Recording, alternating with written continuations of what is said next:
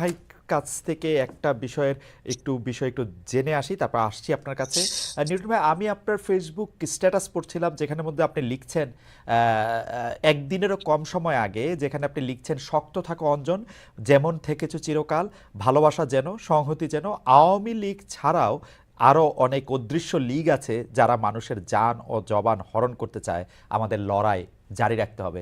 আমি স্যার আপনার কাছ থেকে এই অদৃশ্য লীগ মানুষের জান জবান হরণ করতে চায়, লড়াই জারি রাখতে হবে, এটা থেকে একটু যদি আপনি একটু বিশ্লেষণ করতেন, কারাই অদৃশ্য লীগ, কাদের বিরুদ্ধে এই লড়াই জারি রাখতে হবে? Thank you Khaled. আমি আসলে অদৃশ্য লীগ বলতে একটু বড় করে, একটু একটু বিমূর্ত করে, অনেক বড় করে ভাবছিলাম। সেটা হলো লীগ এখানে একটা প্রতীক। আমাদের এখন যে অবস্থাটা দাঁড়িয়েছে, গত 16 বছরের আওয়ামী লীগের অকল্পনীয় জুলুম এবং একটা সর্বগ্রাসী সর্বাত্মক রাষ্ট্রীয় নিয়ন্ত্রণের কারণে আওয়ামী লীগ একটা প্রতীক হয়ে উঠেছে জুলুমের এবং সর্বাত্মক রাষ্ট্রতন্ত্রের, টোটালিটারিয়ানিজমের বা ফ্যাসিজমের। তা কিন্তু আমাদের সমাজের গড়নের মধ্যে, আমাদের রাজনৈতিক দলগুলোর গড়নের মধ্যে, আমাদের বড় বড় যে প্রতিষ্ঠানগুলো আছে, এমনকি আমাদের বিশ্ববিদ্যালয়, আমাদের বিভিন্ন ধর্মীয় প্রতিষ্ঠান, আমাদের বিভিন্ন সাংস্কৃতিক প্রতিষ্ঠান, এই সমস্ত যাবতীয় প্রতিষ্ঠানের যে কাঠামো, সেই কাঠামোর মধ্যেই কিন্তু একটা নিয়ন্ত্রণবাদী, একটা কর্তৃত্বপরায়ণ ঝোঁক আছে। আমাদের পরিবারের মধ্যে, আমাদের বৈবাহিক কাঠামোতে, আমাদের আইন কানুনের মধ্যে, গোটা সমাজের মধ্যেই আমরা যেহেতু একটা কৃষিভিত্তিক ফিউডাল একটা সামন্ত জমিদারি ব্যবস্থার মধ্য দিয়ে কয়েক হাজার বছর বলতে গেলে পার হয়ে এসেছি, রাজতন্ত্রের মধ্য দিয়ে।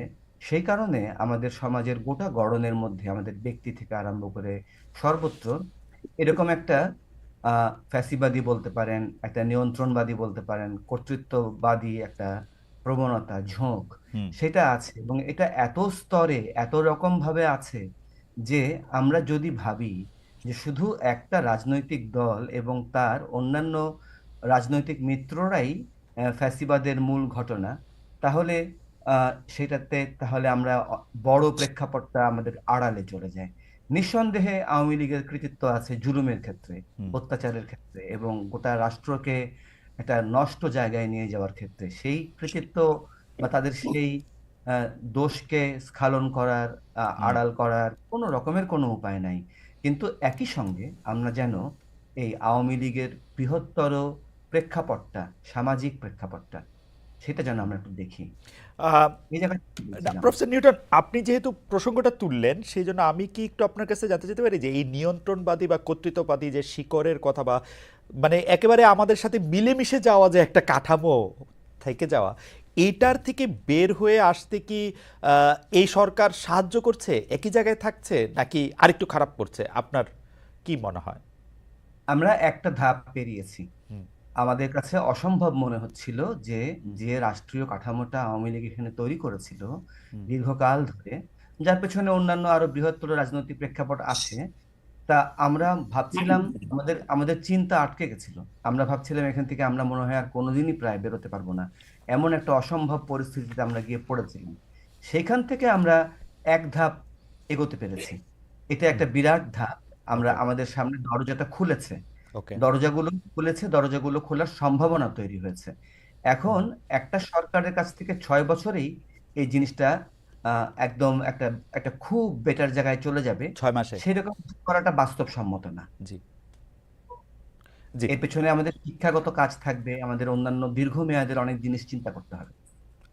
আপনাকে ধন্যবাদ প্রফেসর নিউটন। আমি একটু জনাব মাহমুদুর রহমান মান্নার কাছে যেতে চাই যে জনাব মাহমুদুর রহমান মান্না, আপনি আসলে একমত কিনা প্রফেসর নিউটনের সঙ্গে যে আসলে এই যে কর্তৃত্ববাদী অবস্থা, বা যেটাকে আসলে অনেক ক্ষেত্রে ফেসিবাদী বা নিয়ন্ত্রণের যে একটা প্রতিষ্ঠার একটা জায়গা, যেটা আসলে শেখ হাসিনার 15 বছর 17 বছর শাসনকালে যেটা একদম, এইটা থেকে মুক্তি পাওয়ার জন্য আমরা এক ধাপ এগিয়েছি কিনা, দরজাগুলি খুলেছে কিনা, মূল প্রশ্নে যাওয়ার আগে আমি একটু আপনার কাছে জানতে চাই।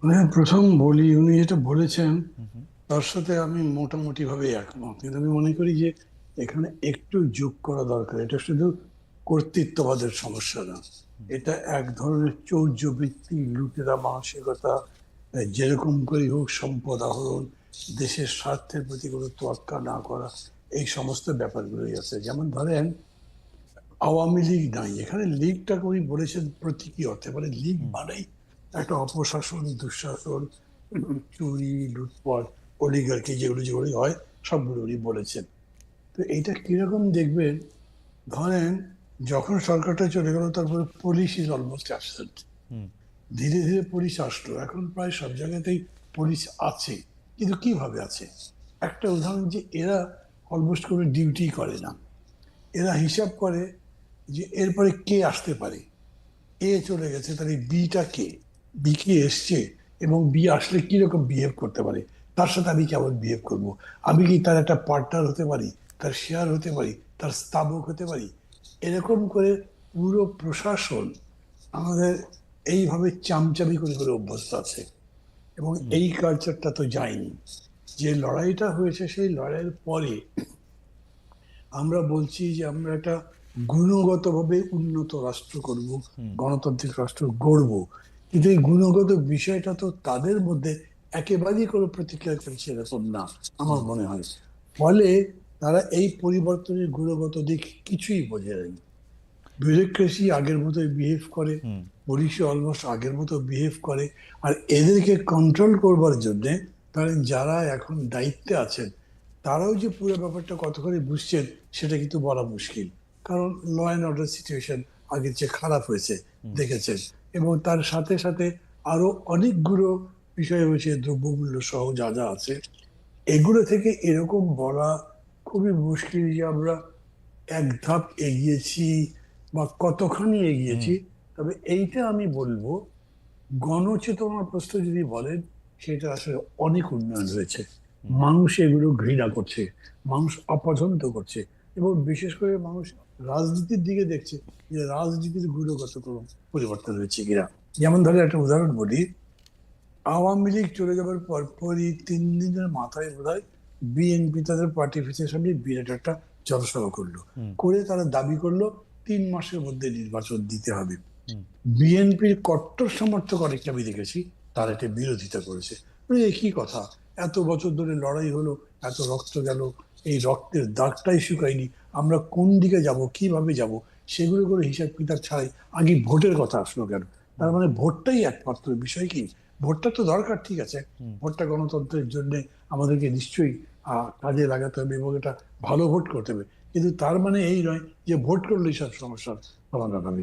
বিএনপি জনগণের এই মানসিকতা বুঝে বলল না 3 মাস আর 6 মাস, মানুষ তাও সাপোর্ট করলো না। পরবর্তীতে তারা বলছে যে 6 মাসটা এটা আমরা যৌক্তিক সময় দেবো সংস্কার করার। ওকে এটাই আমি বলছি যে গণচেতনার জায়গাটা ওইখানে গেছে, যে তারা এগুলো অপছন্দ করছে।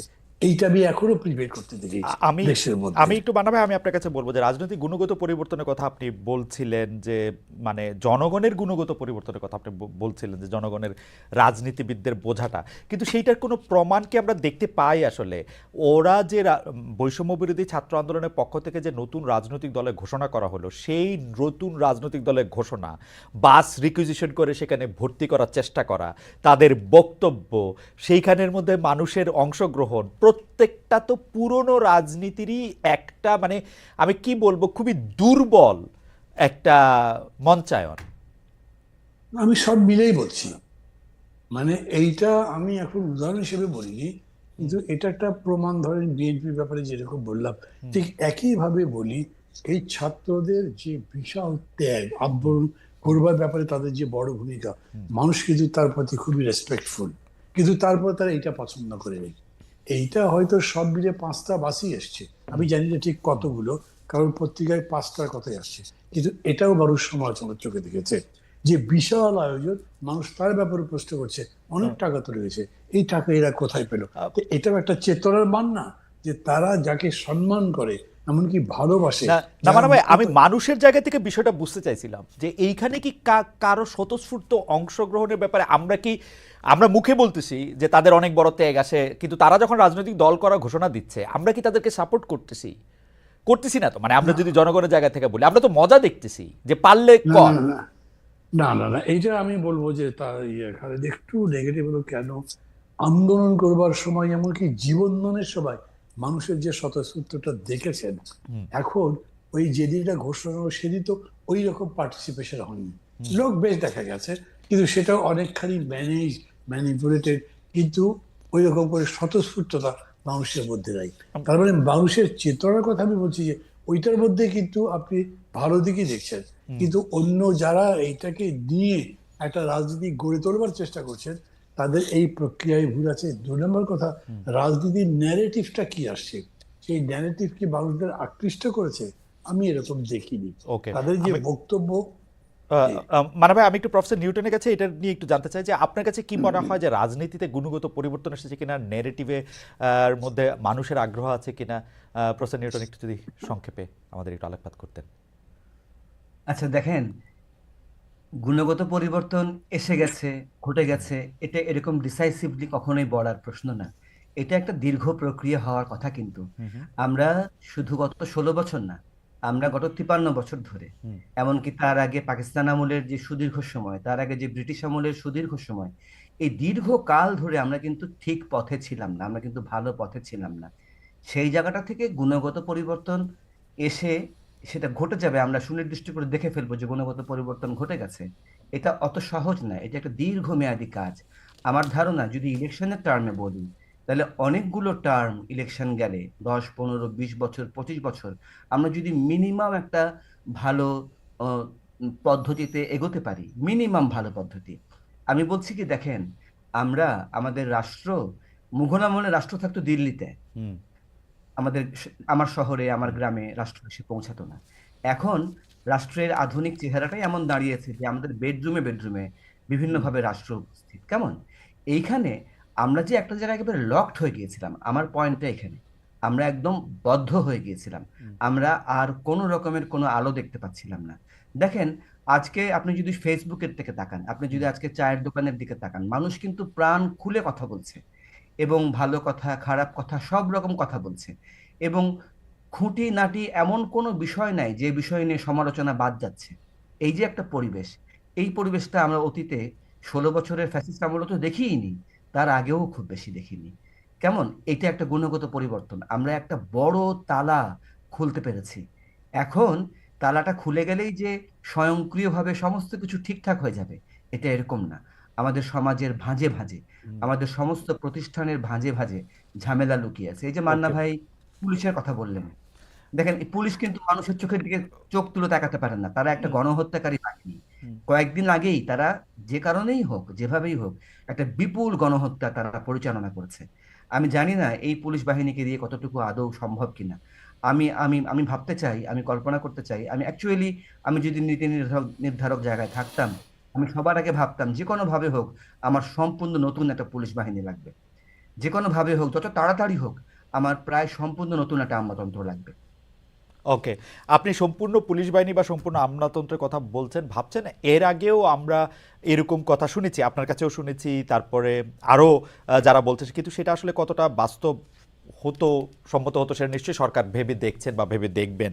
আমি শুধু একটা বিষয়ে একটু অবতারণা করতে চাই যে আপনি দেখবেন যে সার্জিস আলম, যিনি উত্তরাঞ্চলের মুখ্য সংগঠক নতুন জাতীয় নাগরিক পার্টির, যাকে তারা এনসিপি বলছেন, তিনি বলছেন হাসিনার ফাঁসির আগে নির্বাচন নিয়ে কথা নয়।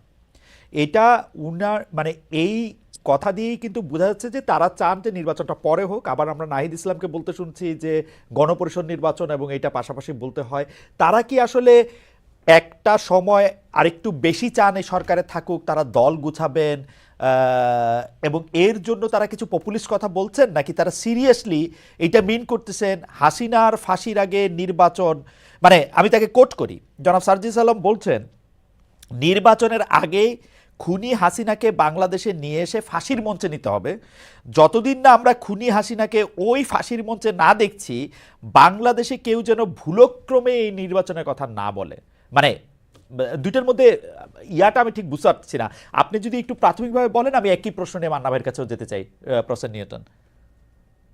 আচ্ছা খালিদ, সার্জিস আলমের কথা আমি একভাবে বিবেচনা করব, হ্যাঁ আর নাহিদ ইসলামের কথা একভাবে বিবেচনা করব, আর সরকারের যারা পরিচালনার দায়িত্বে আছেন, এই মুহূর্তে উচ্চতর পর্যায়ে আছেন, তাদের কথাকে আরেকভাবে বিবেচনা করব। আচ্ছা রাজনৈতিক দল যখন সমাবেশে, জনসমাবেশে একটা বক্তৃতা করে, তখন সেখানে অনেক রকমের বিষয় আসে। আমি বারবার করে বলবো, দেখেন, আমরা কিন্তু এমন একটা পলিটিক্যাল কালচারের মধ্যে আছি দীর্ঘকাল ধরে। আমরা চট করে রাতারাতি সেই পলিটিক্যাল কালচার পার হয়ে চলে যেতে পারবো না। অনেক কিছু রেশ থেকে যাবে, কিন্তু আমি ঝোঁকটা দেখতে চাই যে হুম। ওভারঅল ঝোঁকটা কেমন, ওভারঅল ঝোঁকটার মধ্যে কি বের হয়ে আসার, পার হয়ে যাওয়ার, সামনে যাওয়ার প্রবণতা আছে কিনা, ওকে, একটু হলেও আপনি আছে আপনি কিনা। একদম পরিষ্কার করেছেন। আমি একটু যেন মাহমুদুর রহমান মান্নার কাছে বলতে চাই যে উনি রাজনৈতিক দল এবং সরকারের মধ্যে আলাদা করতে থাকতে চান, এবং এই যে হাসিনার ফাঁসি আগে নির্বাচন নিয়ে কথাই নয়, এইটা নিয়ে আপনার মতামত একটু জানতে চাইবো জনাব মাহমুদুর রহমান মান্না।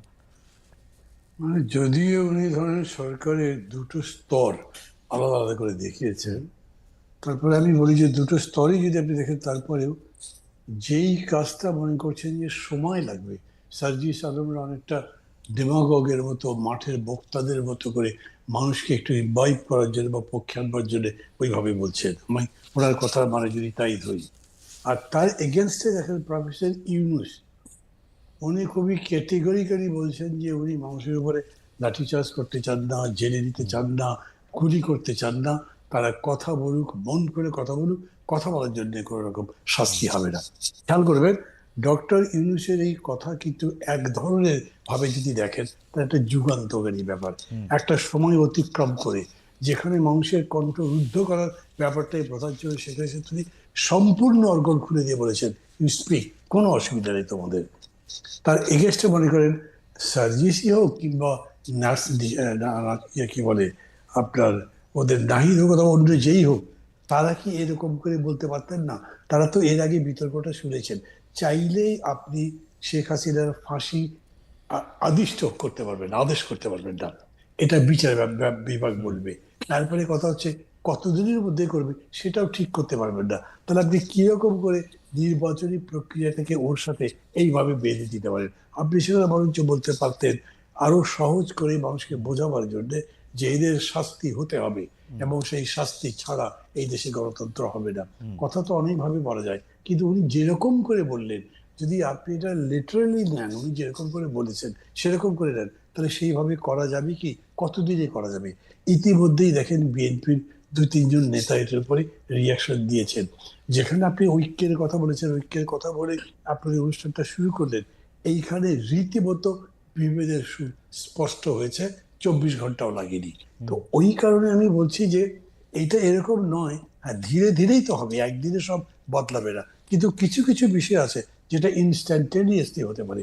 যেরকম করে ডক্টর ইউনূস বলতে পারলেন যে বলে যান আপনারা, এবং তার সম্পর্কে কত কথা বলা হচ্ছে, উনি তো কাউকে তার জন্য তার গায়ে হাত দিচ্ছেন না, কোনো কিছু করছেন না। আবার এইখানে আপনি এমন ভাবে বলছেন তাকে এনে তারপরে ফাঁসি দিয়ে তারপরে নির্বাচন, তার আগে কেউ নির্বাচনের কথাই বলতে পারবে না, অথচ নির্বাচনের কথাই এখনো ডমিনেট করছে। পুরা গভর্নমেন্ট নির্বাচনের জন্য সংস্কার করে, ডেট ডিক্লেয়ার করে ওটাই তো করছে। তো দুটোকে কি আপনি কি মনে করতে পারেন যে না এটাও একটা বিকাশের পথে এই বক্তব্য গেছে? সেরকম না, কিন্তু এটা নিজের মিস্টেক আমি মনে করি, এবং একটা আবেগ থেকে না বলেছেন না, হয়তো। কিন্তু কিন্তু মানা ভাই, আমি একটু বলি যে আপনি যেটাকে প্রচলিত রাজনৈতিক ধারাতেই তারা থাকছে ওরকম যদি আমি ধরেও নেই, কিন্তু প্রচলিত রাজনৈতিক ধারায় যদি তারা না থাকে, তারা বিএনপি জামাতের মতো আপনাদের মতো দলের সাথে, যারা প্রচলিত রাজনীতিতে রাজনীতি করতেছেন, তাদের সাথে তারা ফাইটটা করবে কেমনে? মানে তো লেভেল প্লেইং ফিল্ড হবে না। তাদের যতই সমর্থন থাকুক, মানুষ তো তাদেরকে প্রচলিত রাজনীতির ধারার মধ্যে থেকে বাদ না করে গেলে, এই পলিটিক্যাল রেটরিকগুলি না বললে, এরকম শক্তি না দেখালে, এরকম একটা স্বপ্নের জায়গা থেকে কিছু বাড়তি কথা না বললে, আপনারা তো, আমরা তো তাদেরকে নজরে দিচ্ছি না। সার্জিস আলম এই কথা না বললে তো এটা হেডিংই হইতো না। মানে আমরা যা দেখছি আর কি, আমাদের উপরে দায় নিয়ে আমি বলতেছি। খালেদ খুবই ভুল করছেন, কারণ আপনি মনে করছেন যে এটা বললেই উনি অন্যদের অ্যাটেনশন ড্র করতে পারেন এবং বাই দ্যাট উনি পপুলার হন, পরিচিত হন। এগুলো ঠিক না। ডেমাগগদের দিয়ে কখনোই আপনার ভালো পলিটিক্যাল কাজ হতে পারে না। এগুলো ডেমাগগি। আপনি এর চাইতে সুন্দর করে ভালো করে কথা বলতে পারতেন, সেটা সম্ভব। আপনি যাদের কথা বললেন, যে সমস্ত পার্টি, তাদের অনেক মিস্টেক আছে, এখনো মিস্টেক আছে, আপনি সেই মিস্টেকগুলো ধরে কথা বলেন। আপনি দেখছেন নাকি এখন পর্যন্ত চাঁদাবাজি, দখলদারিত্ব কি বন্ধ হয়েছে? তার উপরে কি তারা কথা বলছে? অথবা তাদের এরকম আরো যে সমস্ত মিস্টেক আছে, আমি শুধু বিএনপি বলছি না, সবাইকে মিলে ধরেন আমারও যে মিস্টেক আছে, তারা সেটা নিয়ে বলবেন। রাজনীতির ওই জায়গাতে যেটা আমাদের দুর্বলতার দিক, যে দুর্বলতা কাটিয়ে উঠে আমাদের সবল হওয়া প্রয়োজন, সেই জায়গাটা ধরিয়ে নেবেন। কিন্তু ওনারা একেবারে এইটা বললে তো এটা পপুলিজম হলো। একেবারেই পপুলিজম হলো। কারণ একদিক দিয়ে তাদের গভর্নমেন্টের আপার লেভেল বলছে ইনক্লুসিভ পলিটিক্স করতে হবে, সেনাবাহিনী প্রধান বলছে ইনক্লুসিভ পলিটিক্স, আর আপনি কি বললেন, দুটো কন্ট্রাডিক্ট করছে ডাইরেক্টলি। মানুষ তো কনফিউজ হবে। আপনি এটাকে যদি ব্যাখ্যা করে গুছিয়ে গঠনমূলকভাবে একটা বলতে পারতেন, তাহলে মানুষ একটা ডাইরেকশন পেত।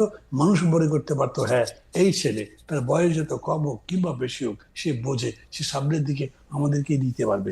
কিন্তু আমি আপনাকে বলে রাখছি, আপনার মাধ্যমে যারা শুনছে তাদের বলছি, এই বক্তব্যের সমালোচনাই চলবে বেশি।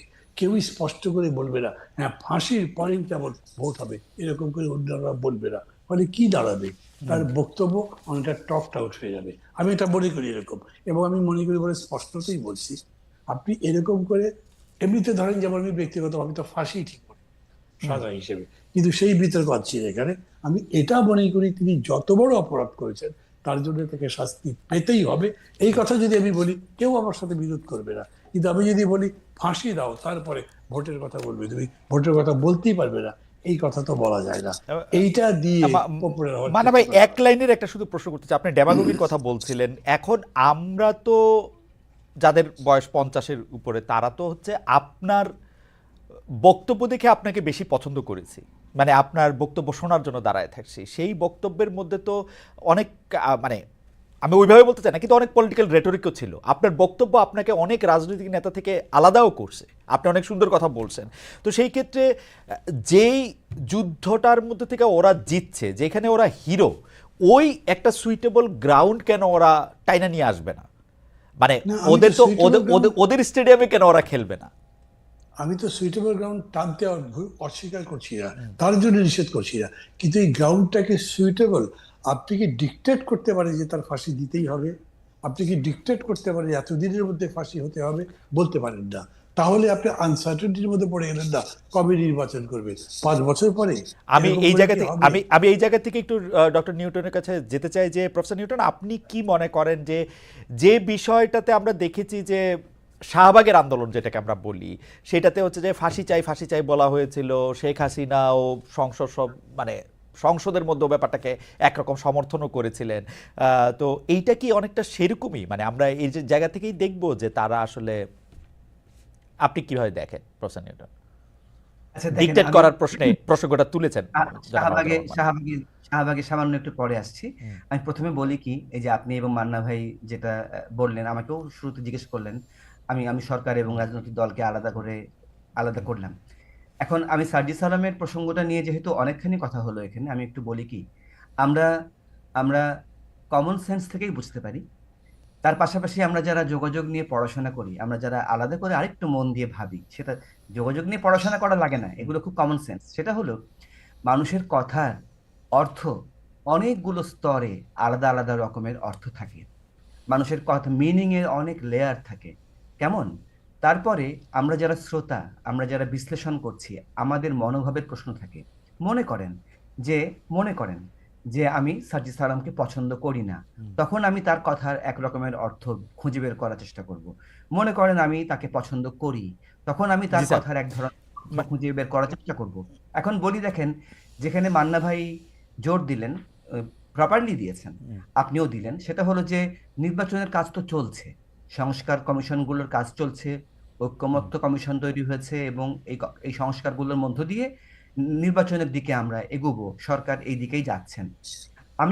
আমার কিন্তু মনে হয়নি সার্জিস আলম সত্যি সত্যি এটা মিন করেছেন যে আমরা নির্বাচন হতে দেব না, বা আমরা আগে শেখ হাসিনাকে আক্ষরিক অর্থে ফাঁসিতে ঝোলাবো, তারপরেই নির্বাচনের কথা হবে, এর আগে হবে না। সত্যি সত্যি ঠিক এই কথাটাই উনি মিন করেছেন আমার এরকম মনে হয় না। সার্জিস আলমেরই বা বা এই রাজনৈতিক দলের বা ছাত্র নেতৃবৃন্দের আগের পরের আরো অনেক কথার সঙ্গে যদি মিলিয়ে দেখি, তাহলে আমার যেটা মনে হয়, এরকম করেও দেখার সুযোগ আছে যে মানুষের মধ্যে একটা ভয় থাকে যে বিচার কি ঠিক মতো হবে। নির্বাচনের আগে যদি বিচার না হয়, তাহলে নির্বাচনের পরে নতুন একটা রাজনৈতিক দল, সেটা যদি পুরনো ধারার রাজনৈতিক দলগুলোই হয়, তাহলে কি আর নির্বাচনটা এই প্রফেসর বিচারটা নিউটন, আপনার কাছে কি এই কথা মনে হয় যে হ্যাঁ, এই কথাটা ওরা বলতেছেন যে ধরেন বিএনপি নেতৃত্বে নতুন সরকার ক্ষমতায় আসলো, অথবা জামাত ইসলামী আসলো, অথবা মান্না ভাইরা আসলো, এরকম ভাবার কি কোনো কারণ আছে যে আওয়ামী লীগের নেত্রীর বা আওয়ামী লীগের নেত্রীর কুকর্মের বিচার তারা করবেন না? এরকম ভাবার কি কারণ না, আছে? বা বৈষম্য অনুমান করা বিরোধীর চেয়ে কম করবেন, এরকম ভাবার কি কারণ আছে? অনুমান করা কঠিন। আমি ভবিষ্যৎ নিয়ে অনুমান করা খুব বিপজ্জনক কাজ, খুবই বিপজ্জনক কাজ। কিন্তু ইতিমধ্যে আমরা নানান ধরনের কথা, নানান ধরনের রাজনৈতিক দলের বিভিন্ন নেতার কাছ থেকে শুনেছি, হুম, যেখানে নানান ধরনের ক্লু ছিল, ইঙ্গিত ছিল, ইশারা ছিল যে, আচ্ছা যেমন ধরেন জামাতের নেতা আমির সাহেব বললেন যে আমার বারবার বারবার ফ্যাসিবাদ ফ্যাসিবাদ বলতে ভালো লাগে না। হুম, কিংবা ধরেন যে আমরা আমরা এরকম কথাও শুনেছি যে আচ্ছা আওয়ামী লীগ নির্বাচনে আসুক না, নির্বাচন করুক না। এই ধরনের কথাগুলোকে বাংলাদেশের অনেক মানুষই আহ, ওই একই রকম সুরে দেখবেন না। রাইট। তারা তা- আপনিও তা- মনে হয় জামায়াত এবং বিএনপিকে কম পছন্দ করতেছেন বলে ওই আপনার ফর্মুলাতে স্যার, যে আপনি ফালা আগের থেকেই সিদ্ধান্ত নিতেছেন, মানে ওরকম না হইতেছে কিনা? না আমার আমার আমার কেসটা একটু একটু আমি আপনাকে রিকোয়েস্ট করব, জি, আপনার মাধ্যমে সারা দেশের মানুষকে রিকোয়েস্ট করব যারা আমার প্রতি একানা আগ্রহী, জি, যে আমার ব্যক্তিগত ইতিহাসটা দেখবেন। আমি যাবতীয় রাজনৈতিক দলের বিরোধী বাই ডিফল্ট। হুম, আমি যাবতীয় রাজনৈতিক দলকে বাই ডিফল্ট মনে করি হুম, যে এগুলো কর্তৃত্বপরায়ণ কাঠামো। ওকে, দেখেন, ফলে আমার কোনো বিশেষ রাজনৈতিক দলের প্রতি কোনো রকমের কোনো পক্ষপাত নাই, হুম, কেমন? হুম, কিন্তু আমি তো একটা স্বর্গীয় কাল্পনিক জায়গায় বাস করি না। হুম, আমাকে অনেক জঞ্জাল, অনেক আবর্জনা, অনেক ভালো মন্দ মিলিয়ে একটা সমাজে বাস করতে হয়। সেখানে আমাকে ফর দ্য মোমেন্ট নানান কিছু বেছে নিতে হয়, কেস বাই কেস বেছে নিতে হয়। হুম, স্থায়ীভাবে আমি সিদ্ধান্ত নিতে পারি না যে অমুক দল অমুক ধারা সেটা ভালো, অমুক দল অমুক ধারা খারাপ। হ্যাঁ, সেই দিক থেকে যদি আপনি বলেন, তাহলে আমি বলবো যে অবশ্যই এই এত বড় একটা গণ অভ্যুত্থান বা বৈপ্লবিক একটা গণ বিপ্লবের মধ্য দিয়ে আসা পরিস্থিতির মধ্যে যে রাজনৈতিক দলটা তৈরি হয়েছে, তার কাছে আমার প্রত্যাশা বেশি। তার কাছে আমার প্রত্যাশা অনেক বেশি। ওকে। অন্যান্য রাজনৈতিক দলের কাছে আমার প্রত্যাশাটা কম। নিউটন ভাই, আমি একটা বিষয় কি জানতে চাইতে পারি, যে ধরেন আমার কাছে কেন জানি মনে হয়, যেটা আমি মান্না ভাইকে বলতেছিলাম যে তার স্টেডিয়ামে গিয়ে খেলার কথা, এইটা আমার কেন জানি মনে হয় যে বারবার এ কথা বলে শেখ হাসিনার বিচারের কথা, যে যেটা বলা হইতেছে, অথচ আপনি যদি অন্য পলিটিক্যাল পার্টিগুলিকে দেখেন, যে বিএনপি কিন্তু গত 15 বছর 16 বছরে যথেষ্ট পরিমাণে নিপীড়িত নির্যাতিত হয়েছে, জামায়াতের শীর্ষ নেতাদের সবার মৃত্যুদণ্ড হয়েছে, যেটা তারা মনে করেন যে সেইটা অন্যায়ভাবে দেয়া হয়েছে। সেই ক্ষেত্রেও আপনি মনে করছেন যে তারা আসলে শেখ হাসিনার শাস্তি বা আওয়ামী লীগের শাস্তিটা কম হতে পারে, মানে এটা কি আসলে খুব যুক্তি দিয়ে না, আমি অত বিবেচনা দিয়ে ভাবার? না আমি অত সুনির্দিষ্ট করে কম শাস্তি হতে পারে, বেশি শাস্তি হতে পারে এই জায়গাটাতে ভাবছি না। হুম, আমি ভাবছি কি, দেখেন, যে আমাদের যখন পরিস্থিতিটা বদলে যায়, যখন আমার মূল ঝোঁক চলে যায়, যেমন মান্না ভাই অলরেডি উল্লেখ করেছেন যে গণ অভ্যুত্থানের মাত্র 3 দিনের মাথা থেকে বিএনপি একবার 3 মাস, একবার 6 মাস, একবার যৌক্তিক সময় ইত্যাদি প্রসঙ্গ তুলে নির্বাচনটাকে অনেক বেশি সামনে এনেছে। সেদিন দেখলাম মাহিন সরকারকে নিয়ে ভালো মন্দ আমি বলতে যাব না, কেমন, সার্বিক মূল্যায়ন করছি না। ওনার একটা পোস্ট খুব ইন্টারেস্টিং লাগলো, যে আসলে জুলাই বিপ্লবের প্রধান কর্মসূচি ছিল যে আমরা নির্বাচন চাই। তা তো না, ঠিক না? উনি একটু স্যাটায়ার করে বলেছেন। কিন্তু আমাদের যখন ঝোঁক থাকে যে আমরা নির্বাচন করে ক্ষমতায় যাব এবং আমরা দেশ পরিচালনা করব, এটা যদি আমার প্রধান ঝোঁক হয়ে দাঁড়ায়, তখন ওই যে ফ্যাসিবাদী ব্যবস্থার বিলোপ, ওই জায়গাটাতে আমাদের ঝোঁক কম যাবে। আচ্ছা, এটা সহজ। প্রফেসর, আমি আপনার কাছে আসছি, কিন্তু আমি প্রশ্নটা করে রাখি যে আপনার কাছে কি মনে হয় যে একটা, মানে যে যে বিষয়গুলো আমাদের চাওয়া থাকে, সংস্কার হোক, ফেসিবাদী ব্যবস্থার বিলোপ হোক, নতুন করে নতুন রাজনৈতিক বন্দোবস্ত হোক, সেইটা কি অরাজনৈতিক সরকারের কাছে বেশি নিরাপদ?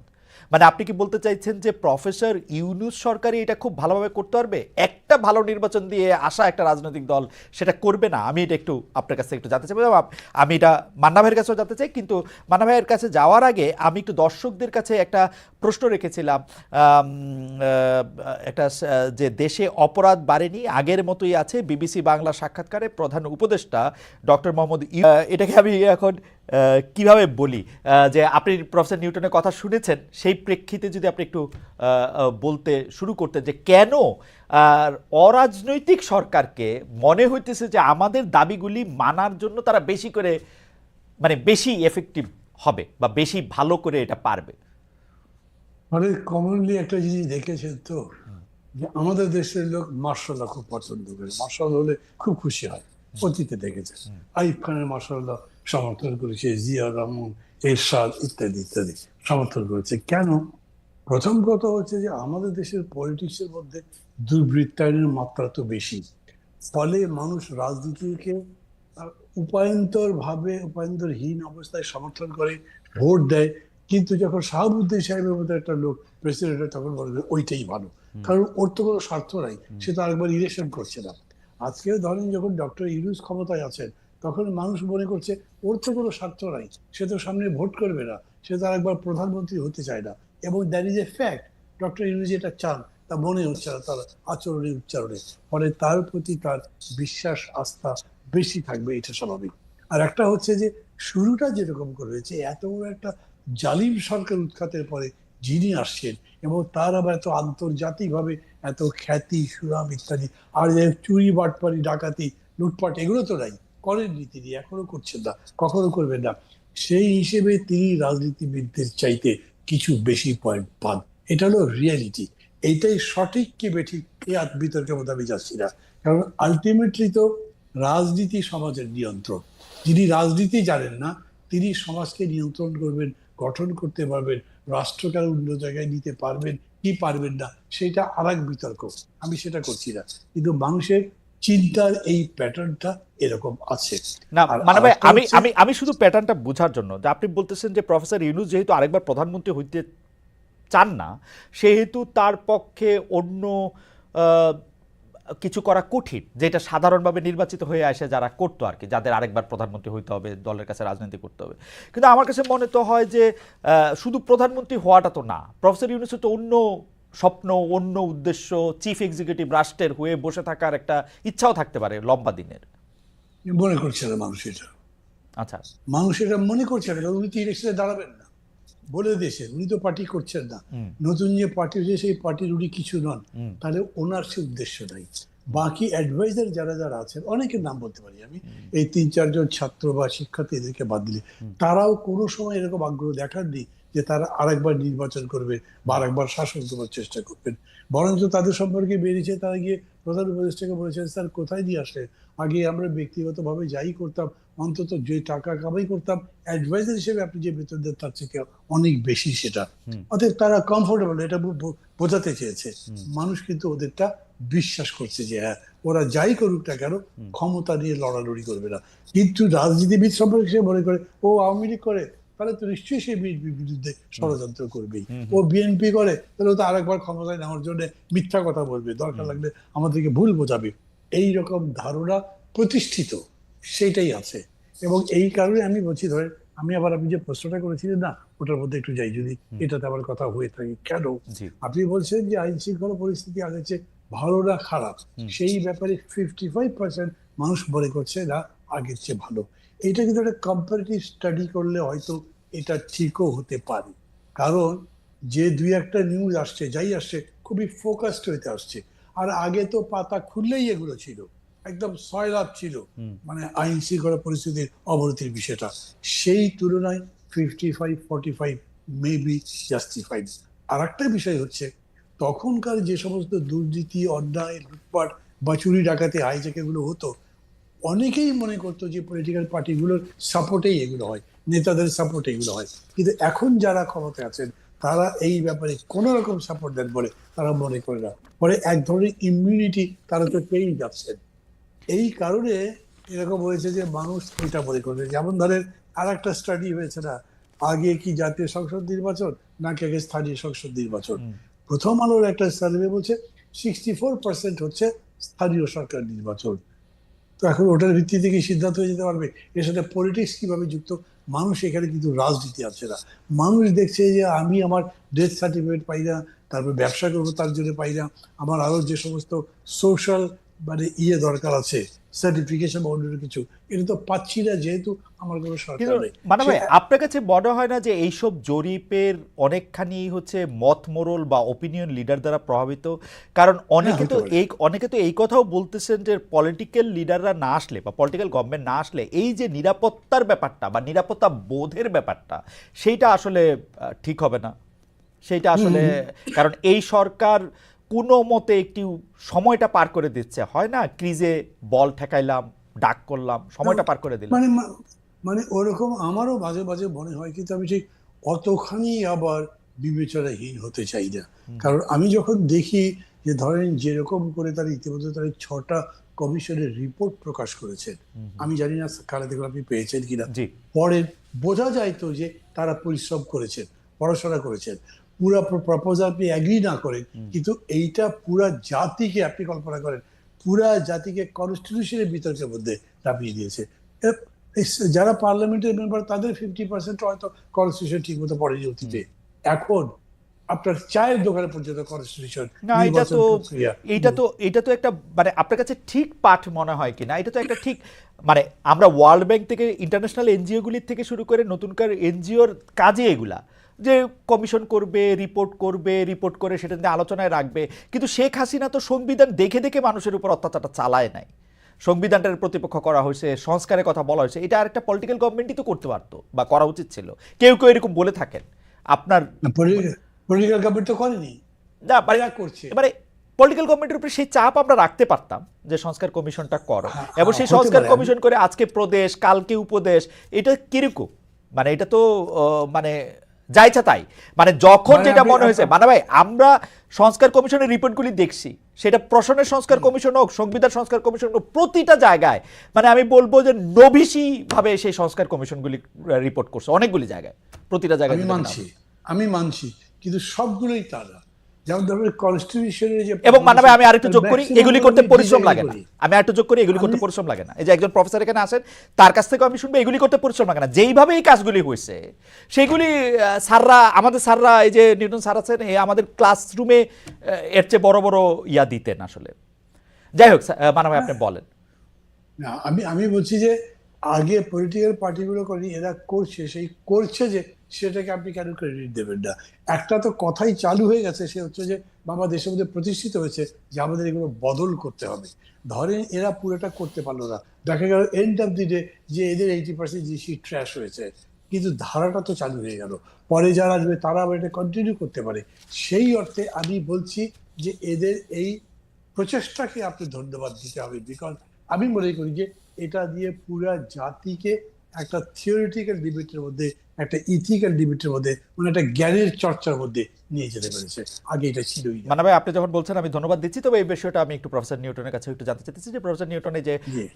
কমিশন সংস্কার করা, এর মধ্যে থেকে আমরা কি পাচ্ছি? আসলে আমার মূল প্রশ্নটা আপনার কাছে ছিল হচ্ছে যে বা যে প্রশ্নটা আমি আসলে করতে চাইছিলাম বা যে প্রশ্নটার মধ্যে আমি আসতে চাইছিলাম, যে এখানে সংস্কারের কথা বলা হচ্ছে, এখানে বলা হচ্ছে, কিন্তু আমাদের মধ্যে নিরাপত্তার অভাব বোধটা অনেক বেশি তীব্র হইতেছে। কোথাও আসতেছে মব, কোথাও আসতেছে তৌহিদি জনতা। কেউ আমাকে সিগারেট খাইতে দেখলে ধরে মারতেছে, কেউ হলো আয়সা বকতেছে, মেয়েদের জন্য আলাদা রকম একটা আইন কানুনের কথা বলতেছে, কেউ আবার গিয়া মাজার মুটটা ভাঙতেছে, আবার কেউ গিয়া আরো একটা ভালো কাজও করতেছে, সবাই মিলে। এগুলি আপনি আসলে কিভাবে দেখেন? সরকারের ব্যর্থতা হিসেবে দেখেন কিনা, সরকার অন্য কোনো কিছু করতে পারতো বলে দেখেন কিনা? খালেদ, মান্না ভাইয়ের কাছে আপনি যাওয়ার আগে আমাকে যেটা শেষ প্রশ্ন করে রেখে গিয়েছিলেন, যে মান্না ভাইয়ের কাছ থেকে ফিরে এসে জি ওটা জি জি। যেন বলি, সেটা ছিল যে অরাজনৈতিক সরকার পারে এই কিনা? ধরনের জি। কাজগুলো কতটুকু করতে পারে, না করতে পারে। এখানে আমি একটু সতর্ক থাকতে চাই।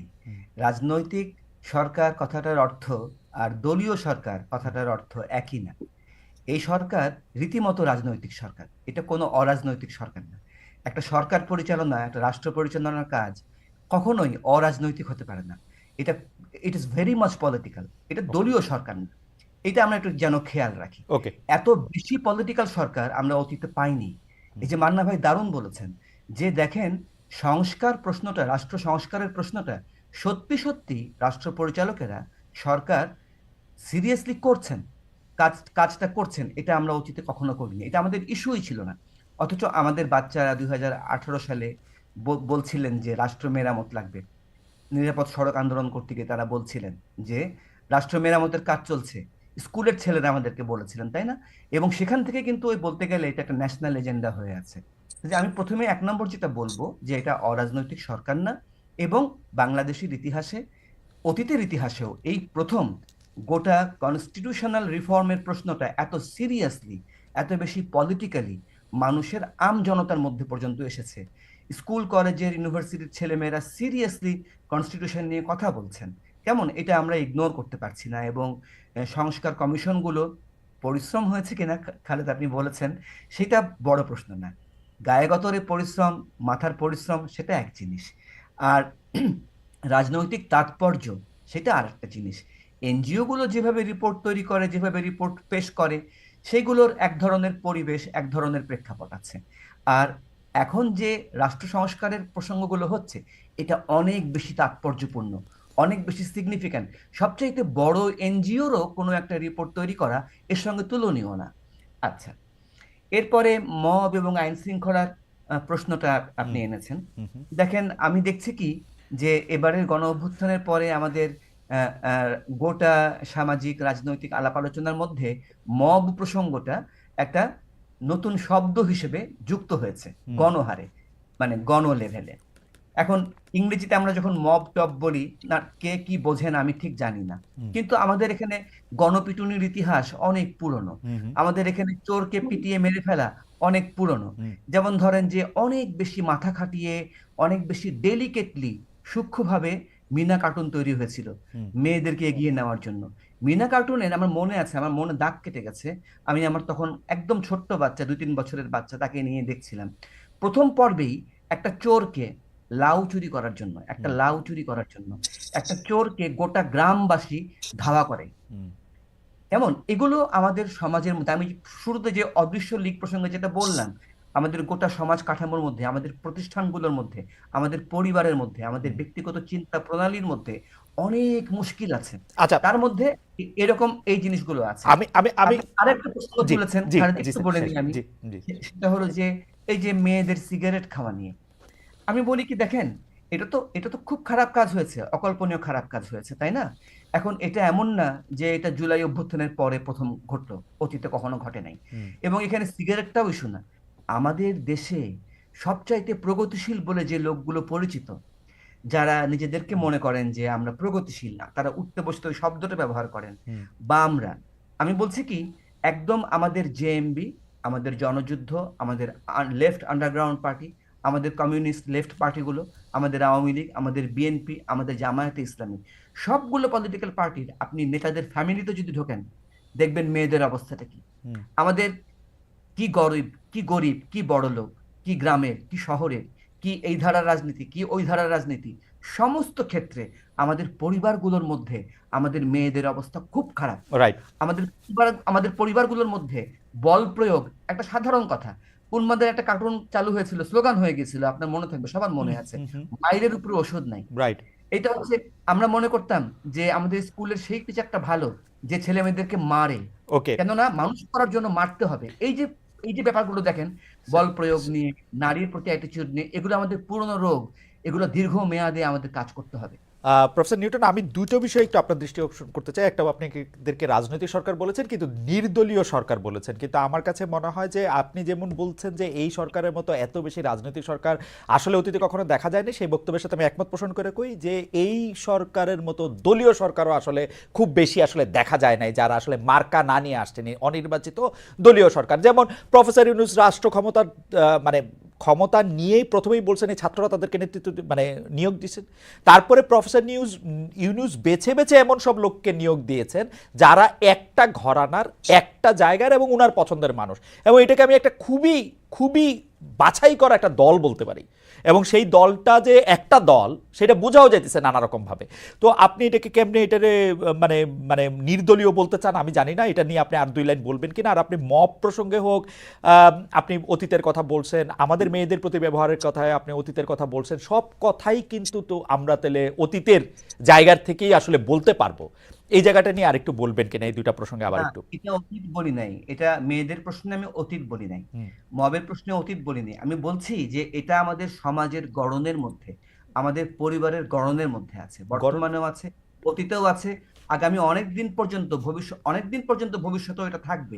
আমরা যদি অনেক বড় করে প্রশ্নগুলোকে নিয়ে হুম শিক্ষামূলক কাজের দিকে না যাই, আমরা যদি নতুন মূল্যবোধ তৈরি করতে না পারি, তাহলে আমরা এই মুশকিলগুলোর মধ্যে থাকবো। এই হুম মুশকিলগুলো শুধু বাংলাদেশের মুশকিলও না। হুম আচ্ছা, ফলে এটা অতীত ভবিষ্যতের প্রশ্ন না। নির্দলীয় শব্দটা আমি কিন্তু বলি নাই হুম এখানে। আমি অনির্বাচিত শব্দটাও বলিনি। হুম আমি বলেছি যে রাজনৈতিক সরকার এবং দলীয় সরকার, এই দুইটা ধারণার মধ্যে পার্থক্য আছে। হুম তার মানে আমি এটা বলিনি যে এটা নির্দলীয় সরকার, আমি এটাও বলিনি যে এটা অনির্বাচিত সরকার। হুম। নির্বাচিত অনির্বাচিত ভোটের মধ্যে যদি নির্বাচন এক আমি ধরনের যদি এখন নির্বাচন। প্রশ্ন করি যে আপনি এটাকে মানে দলীয় সরকার মনে করেন কিনা? আমি বলবো যে সুনির্দিষ্ট একটা রাজনৈতিক দলের এটা সরকার না, হুম হুম সুনির্দিষ্ট একাধিক রাজনৈতিক দলের এটা সরকার না, হুম কিন্তু এটা তো নিজে একটা দল, এটা গ্রুপ, হুম এটা একটা গোষ্ঠী, তাই না? এ সেট অফ পিপল। ফলে আমি কি নামে ডাকবো সেটা বড় কথা না, বড় কথা হচ্ছে যে আমার পয়েন্ট যেটা ছিল যে এটা খুব রাজনৈতিক সরকার, হুম এবং একদম রাষ্ট্র পরিচালনার সমস্ত রাজনৈতিক কর্মকাণ্ডের যে গোড়ার আইনি কাঠামো সেইটা ধরে এরা টান দিচ্ছেন। হুম। এই অর্থে বলছি সংস্কারের কাজে হাত দিচ্ছেন, এই অর্থে বলেছি যে এটা অনেক বেশি রাজনৈতিক সরকার। ওকে। দলীয় কি দলীয় না এটা অত বড় প্রশ্ন না, কিন্তু এটাকে আমি অনির্বাচিত একটা শব্দ দিয়ে এক বিশেষণ দিয়ে বলে যেতে রাজি না। এটা একটা বিপ্লবের মধ্য দিয়ে, একটা গণ অভ্যুত্থানের মধ্য দিয়ে তৈরি হয়ে ওঠা একটা সরকার, এটাও একটা নির্বাচনের প্রক্রিয়া, এটারও একটা ভ্যালিডেশন আছে, লিগ্যাল ভ্যালিডেশনও আছে, এটার একটা বৈধতা আছে, তাই না? সেই ক্ষেত্রে কি যদি আমি এই কথাটার মধ্যে থেকে একটু আমার খটকা লাগে এই জায়গায় যে বিপ্লবের মধ্যে দিয়ে গড়ে ওঠা একটা সরকার, তো মানে এই সরকারটারে কে চুজ করলো? মানে শুধু ডক্টর ইউনূসকে চুজ করা হয়েছে, বাকি জনরে ডক্টর ইউনূস চুজ করছেন, ব্যাপারটা কি এরকম, নাকি সব পুরো সরকার ব্যবস্থাটাকেই চুজ করছে বিপ্লব যারা করছে তারা সবাই? দেখেন, আমি তো অনেক দূরে থাকি ঢাকা হুম শহর থেকে। হুম আমি দূর থেকে দেখার সুবিধাও আছে, অসুবিধাও আছে। তা আমি আমার সুবিধার জায়গাটাই আমাকে ভাবতে হবে, কারণ হুম আমাকে তো দেখতে হয়, দূরে থাকলেও আমাকে তো বোঝার চেষ্টা করতে হয়, ভুল হোক ঠিক হোক, তাই না? হুম হুম দূর থেকে আমি যেটা দেখেছি সেটা হলো যে এই সরকারটা অদ্ভুতভাবে, খুব লুজলি, কিন্তু অদ্ভুতভাবে ব্যালান্সড একটা সরকার। এটা প্রথম আমরা একটা এমন সরকার দেখছি যে সরকার এক অর্থে বলতে পারেন শিথিল। ওকে। ওই যে মান্না ভাই বলেছেন যে এই প্রফেসর প্রথম নিউটন, আমাকে প্রফেসর নিউটন, আমাদেরকে একটা মিনিট সময় দেবেন, মান্না ভাইকে আবার আরেকটা অনুষ্ঠানে চলে যেতে হবে, সেজন্য এই প্রসঙ্গে একটু মান্না ভাইকে আমরা শুনি, তারপর আমরা একটু আসবো। জি মান্না ভাই, আপনি একটু আমাদের একটু বলবেন যে আসলে এই বিপ্লবের সরকার, সংবিধান সরকার, এটা নিয়ে আপনার টেকটা আমরা। না, এগুলো বিপ্লবী সরকার তো নয়। এই জায়গাতেই আসলে খুব বড় ধরনের একটা ভুল বোঝাবুঝি হয়েছে, এবং তারই জের আমরা এখনো টানছি, অন্তত যারা যারা দায়িত্বে আছেন, শাসন করছেন বা পরিচালনা করছেন তাদের মধ্যে আছে। খেয়াল করে দেখা ইয়ে খালেদ, জি। সরকারটা চলে গেল 5 তারিখে, পরের সরকার আসলো 8 তারিখ। হুম এই 3 দিন ধরে আমরা যে চেষ্টা করেছি, সেই চেষ্টার মধ্যে অন্যতম কাজ কি করা হয়েছে, যে সরকারের পক্ষ থেকে প্রেসিডেন্ট যেহেতু ছিলেন, তিনি, প্রেসিডেন্টকে রাখা হয়েছে এবং তিনি সুপ্রিম কোর্টের কাছে রেফারেন্স চেয়েছেন, এখন আমি কি করতে পারি। হুম পুরো জিনিসটাকে কনস্টিটিউশনাল শেপ দেওয়া হয়েছে, ক্যারেক্টার দেওয়া হয়েছে, সেই অনুযায়ী গভর্নমেন্টটা হয়েছে। আপনি যে জিজ্ঞেস করলেন না যে এই গভর্নমেন্টটা কে করেছে, ডক্টর ইউনূসকে বুঝলাম ছাত্ররা চেয়েছে, বাকি অ্যাডভাইজারদের কে দিয়েছে। আমাদের কনস্টিটিউশনের মধ্যেই ছিল যে অন্তর্বর্তী সরকারের প্রধানটাকেই নির্বাচন করা হবে, প্রধান বাকি উপদেষ্টাদের মনোনয়ন দেবেন বা ওকে। নিয়োগ দেবেন, যেরকম করে বলেন, সেটাই করেছে। তারপরে কমপ্লিটলি এটা একটা কনস্টিটিউশনাল প্রসেস ফলো করেছে। তো আপনি কনস্টিটিউশনাল প্রসেসও ফলো করবেন, আবার বলবেন যে আমি বিপ্লবও করেছি, এটা কি হলো নাকি? আর বিপ্লবের মধ্যে যেরকম করে ধরেন ট্রেডিশনালি একটা ক্লাস কোয়েশ্চেন থাকে, এখানে তো সে ক্লাস কোয়েশ্চেন দেয়, এটা জাস্ট পাওয়ার ট্রান্সফার ফ্রম মানে সেম ক্লাস, একই রকম দৃষ্টিভঙ্গি নিয়ে। এই দৃষ্টিভঙ্গির দিক থেকে কি হয়েছে, ওরা খুবই অন্যায় করেছিল, লুটপাট করেছিল, আমরা ভালো একটা দেশ করতে চাই, যারা আসছেন তারা সেই কথা বলেছেন। এই তো।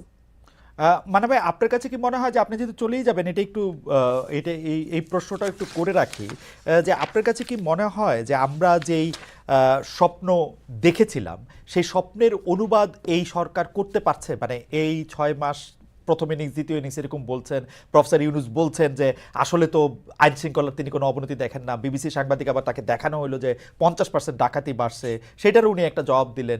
আপনার কাছে কি মনে হয় ফার্স্ট ইনিংস আর সেকেন্ড ইনিংসের মধ্যে আপনি মানে কি?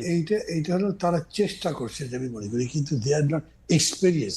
এইটা খালেদ আমাদেরকে বুঝতে হবে, যে আপনি এখন সবচেয়ে ভালো ক্রিকেট খেলোয়াড়টাকে ফুটবল খেলার মধ্যে নামিয়ে দিয়েছেন, তো উনি ভালো ফুটবল খেলবেন কিভাবে? সেটা তো উনি পারবেন না, পারছেনও না।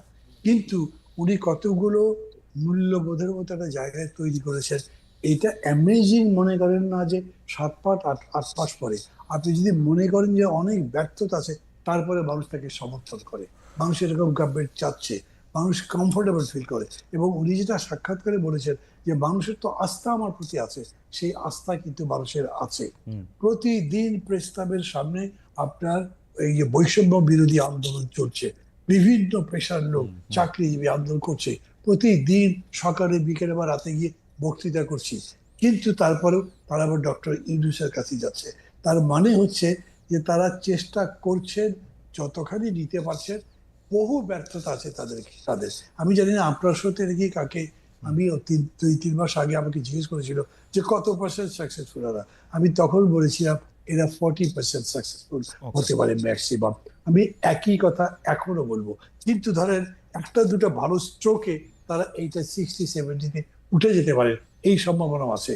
যদি তারা সাকসেসফুলি সংস্কারের ডায়লগ কমপ্লিট করে এটা একটা এক্সিকিউশন করতে পারেন, that will be big lip.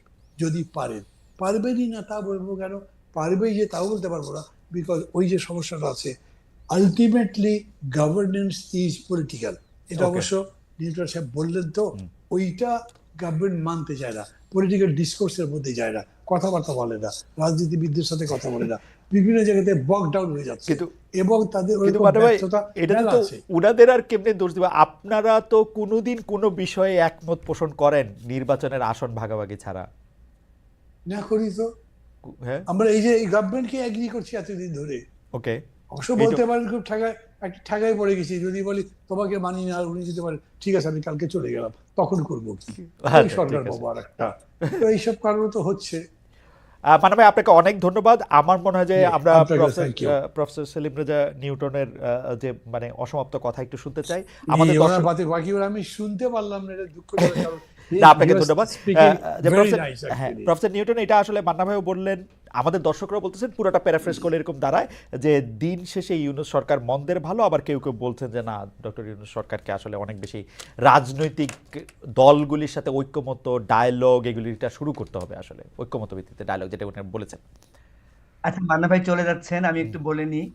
শুনতে পাবেন না হয়তো, আমি জানি না, যে খুবই সেন্সিবল আলোচনা মান্না ভাই করলেন। আমরা দুজন কতখানি এগ্রি করলাম না করলাম সেটা বড় কথা না।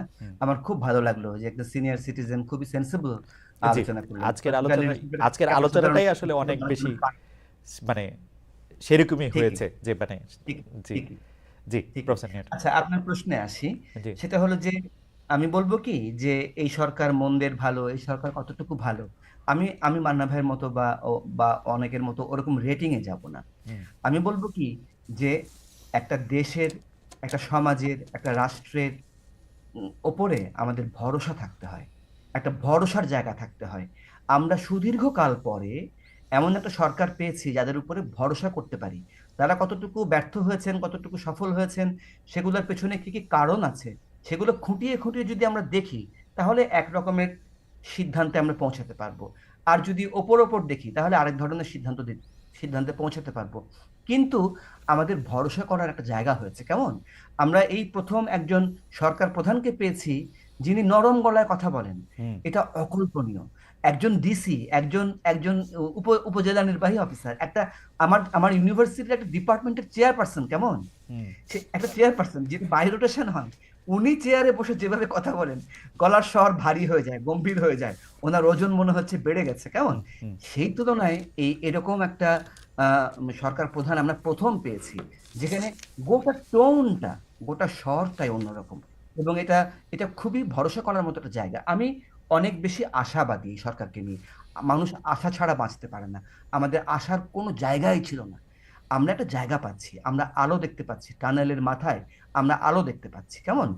এখন এই আলোটাকে আমি আঁকড়ে ধরতে চাই এবং কনস্ট্রাকটিভলি ক্রিটিসিজম করে আমি সামনের দিকে যেতে চাই, দোষগুলো বলতে চাই, কিন্তু সেটা দোষ ধরার জন্য না, সিদ্ধান্বেষণ করার জন্য না, হেল্প করার জন্য, যেন আমরা বেটার জায়গায় যেতে পারি। আবার দেখেন, আমাদের সমস্ত রাজনৈতিক দলের কাছে আমাদের প্রত্যাশা অনেক বেশি বেড়ে গেছে না, কারণ রাজনৈতিক দল ছাড়া আমরা বিদ্যমান কাঠামোতে চলতে পারবো না। এখনো পর্যন্ত সংস্কার অতদূর যায়নি কিন্তু যে রাজনৈতিক দল ছাড়া চলতে পারবো, সেরকম না। এখন দেখেন যে আমরা জুলাই গোটা 36 দিনের মধ্যে কি পেলাম, রাজনৈতিক দলের কাছে এই প্রথম আমরা একটা সর্বসম্মত ঐক্যমত্য পেয়েছি। খুবই ইন্টারেস্টিং। সেটা হলো যে রাজনৈতিক দলগুলো তারা অলিখিতভাবে কিভাবে যেন জুলাইয়ের একটা আইন তৈরি হয়েছিল, হুম অলিখিত আইন, হুম অদৃশ্য আইন, যে সব রাজনৈতিক দল এই অভ্যুত্থানে, এই বিপ্লবে অংশগ্রহণ করবেন, থাকবেন, কিন্তু কেউ নিজের নাম নেবেন না। রাজনৈতিক দলের পক্ষে নিজের পতাকা ছাড়া, নিজের ব্যানার ছাড়া, নিজের নাম উচ্চারণ করা ছাড়া রাস্তায় থাকা, এমনকি মৃত্যুর ঝুঁকি নেওয়া, এটা পৃথিবীর ইতিহাসে বিরল, হুম হুম আধুনিক রাজনৈতিক সরকারগুলোর ইতিহাসে বিরল। জুলাইয়ের কতগুলো অদৃশ্য আইন আছে। হুম মাহফুজ আলম খুব ইন্টারেস্টিং কথা বলেছিলেন একবার, কেমন, যে জুলাই অভ্যুত্থান নিজে অনেক কিছুর মীমাংসা আকারে হাজির হয়েছে। একটা মীমাংসা কিন্তু এইটা আমার মতে, হুম যে রাজনৈতিক দলগুলো যেন নিজেদের লিমিট বোঝেন।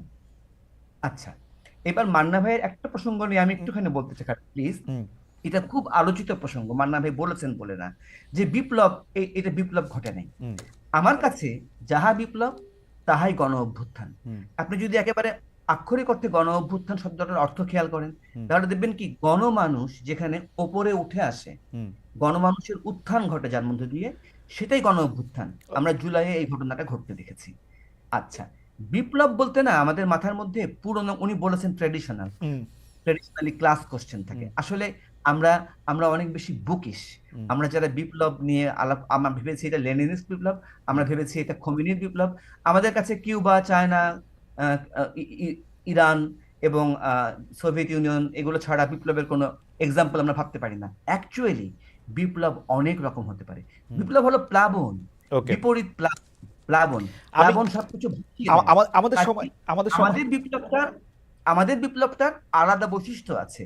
আমি আমি আন্দাজ করি হুম যে কয়েক বছরের মধ্যে, আগামী এক আধ দশকের মধ্যে বাংলাদেশের বিপ্লব নিয়ে আলাদা করে স্টাডি হবে আপনি বিভিন্ন বিশ্ববিদ্যালয়গুলোতে। আমার মনে হয় যে এটা আমার শেষ শুধু আপনার কাছে প্রস্তাব, সেটা হচ্ছে যে আপনি জুলাই বিপ্লবের কথা বলছিলেন বা বিপ্লবের কথা বলছিলেন যখন, কিন্তু আমরা ওই বিপ্লবের ফল হিসাবে যা পাচ্ছি সেইটা তো আসলে বিপ্লবের কোনো চেতনা, কোনো ঐতিহ্য ধারণ করতেছে বলে আমাদের মনে হচ্ছে না। তারা রূপায়ণ টায়ারে অফিস নিচ্ছেন, তারা একইভাবে রাজনৈতিক দল করতেছেন, একইভাবে বিভিন্ন জায়গায় আমরা চাঁদাবাজির অভিযোগও পাচ্ছি। একজন চাঁদাবাজির অভিযোগের ভিত্তিতে আজকে বিবিসি নিউজে হচ্ছে যে তাদের আসলে বাধা দেওয়া হচ্ছে, সেই একই পথে হাঁটা, এইটা কি একটু ফ্রাস্ট্রেটিং না? একদম ডিট্টো, মানে যা যা কিছু ওরা করছে, যার জন্য আমরা এত কিছুর জন্য, যে আশার আলোর কথা বললেন, সেই আশার আলোর কথাও যে কি টানেলের শেষে যে আমি আলোর দেখা পড়লো, সেই আলোটা কি আর একটা ধেয়ে আসা ট্রেন কিনা, এটাই তো বুঝতে পারতেছি না। যদি শেষ মন্তব্য করেন স্যার। আচ্ছা, আচ্ছা, আমার মনে হয় যে আজকে তো আমরা, আমাদের সময় শেষ, আর এমনিতেও জি এই ধরনের একটা আলোচনায় আমরা অনেক কিছু তুলতে পারি না, অনেক কিছু বলতে পারি না। জি কিন্তু আমি আমি যেটা দেখতে পাই যে, যেমন ধরেন যে অনেকগুলো দৃশ্যমান পরিবর্তন ঘটেছে, একেবারে স্ট্রেট ফরওয়ার্ড। বাংলাদেশে একটা খোলা বাতাস বইছে এখন। আমাদের নিঃশ্বাস নিতে কষ্ট হতো, বাংলাদেশে আমাদের নিঃশ্বাস নিতে কষ্ট হতো, আমাদের ঘর থেকে বের হতে ভয় লাগতো, আমরা গুম হয়ে যাব কিনা। জান এবং জবান বলে একটা কথা চালু হয়েছিল এই ফ্যাসিস্ট রেজিমের শেষের দিকে হুম এসে। আমাদের জানের এবং জবানের সামান্যতম কোনো ভরসা ছিল না। সোহুল আহমেদ মুন্না নামে আমাদের ইয়াং একজন ইন্টেলেকচুয়াল, খুবই ইমপ্রেসিভ, হুম তার একটা বই আছে, শ্বাস নেওয়ার লড়াই। হুম হুম কেমন, আমরা এখন বাংলাদেশে একটা অভূতপূর্ব খোলা পরিবেশ দেখতে পাচ্ছি। আমরা একেবারে খোলামেলা কথা বলতে পারছি। এবং সবচেয়ে ইন্টারেস্টিং, যারা আওয়ামী লীগের সমর্থক, তারা হুম। মুখে স্বীকার করেন বা না করেন, একটা বিপুল অংশ মানুষ প্রাণ খুলে সমালোচনা করতে পারছেন। সেই সমালোচনার কোয়ালিটি যাই হোক, নাকি স্যার কেমন, যারাই সমালোচনা এখন, করতেছেন তাদেরকে আপনি আওয়ামী লীগের সমর্থক মানুষ বলতেছেন? না না না না না, আমি নিজেও তো অনেক সমালোচনা করেছি, আমি নিজেও সমালোচনা করব। জি কেমন, অনেক মানুষ সমালোচনা করছেন যারা জুলাইকে স্যার, পছন্দ একদম করেছেন। খোলা হওয়ার কথা বলতেছেন, মান্নান কেউ কেউ বললেন বলতেছেন যে তারা বই ছাত্রদের প্রকাশ করা ব্যাপারে। যাইতেছে না, কথা বলা যাইতেছে না, মানে অনেকে তো এরকম কথাও বলতেছে, আপনার কানে তো আসতেছে স্যার। আমরা আমরা অনেক সময় গাছ দেখতে গিয়ে জঙ্গল দেখতে পাই না, বন দেখতে পাই না, অরণ্য দেখতে পাই না। অরণ্যের মধ্যে অনেক গাছ আছে যেখানে বিষাক্ত পাতা আছে, বিষাক্ত হুম গাছ আছে, হুম কিন্তু ওভারঅল অরণ্যটাকে দেখতে পারার ব্যাপার আছে, হুম সমগ্রতাটাকে দেখার ব্যাপার আছে, হোলিস্টিক চিন্তা করার ব্যাপারটা আছে। কিন্তু হুম হুম। আমরা ওভারঅল একটা খোলা পরিবেশ পেয়েছি। মানুষ যখন কথা বলতে পারে, মানুষ যখন কথা বলতে পারে, আপনি নিশ্চিত থাকতে পারেন যে ইনএভিটেবলি এখানে পজিটিভ চেঞ্জ ঘটতে বাধ্য। ওকে। আজকে হোক, দুদিন পরে হোক, আহ, কথা হচ্ছে একদম ঘোরার কথা। প্রফেসর সেলিম রাজা নিউটন, আপনাকে অনেক অনেক অনেক ধন্যবাদ। মান্না ভাই এবং আপনার কারণে আমরা অনেকগুলি বিষয় নিয়ে অনেকগুলি খোলামেলা আলোচনা করেছি, এবং